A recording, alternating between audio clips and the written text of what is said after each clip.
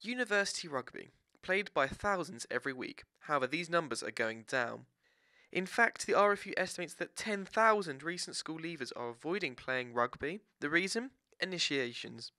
That's according to a report by The Times, which suggests that the sport's drinking culture is putting people off playing the sports.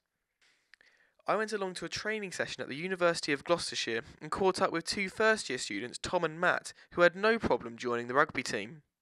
So around 10,000 people aren't playing rugby, they aren't playing rugby at universities after playing at schools. Do you have any idea why you think that might be?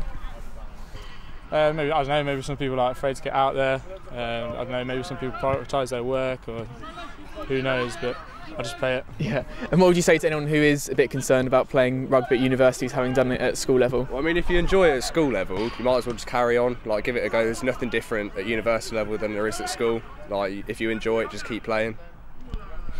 So no suggestion there of initiations putting these guys off, but The Times uncovered some shocking examples of initiations, or welcome drinks as they are often called.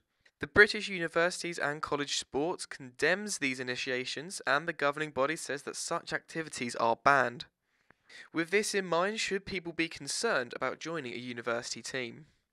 Absolutely not, because at this place, at this university, if you want to social, you can social. If you want to rugby, you can rugby.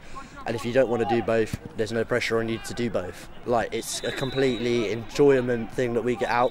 We train together as 90 people twice a week, and that's what it's about.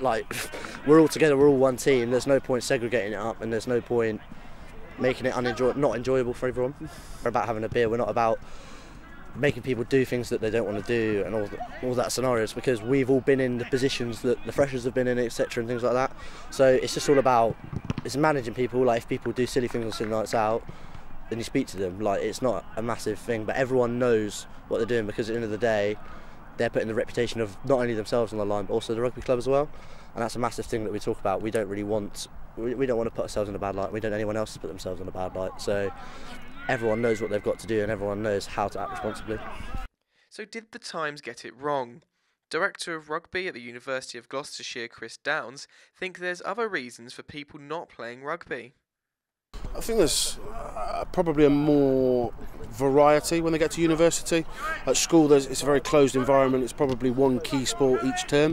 You come to university, and there's a huge array of sports to choose, and probably new sports. So people at school might not get the opportunity to play lacrosse or American football or skills sports like that. So that could potentially why rugby union isn't as popular in the higher education as it is than in schools. You can play rugby without drinking, you can be a bigger member of the club and not have to do it daft initiations or social events. So it's a misconception. There are obviously universities, clubs, rugby clubs that still do it.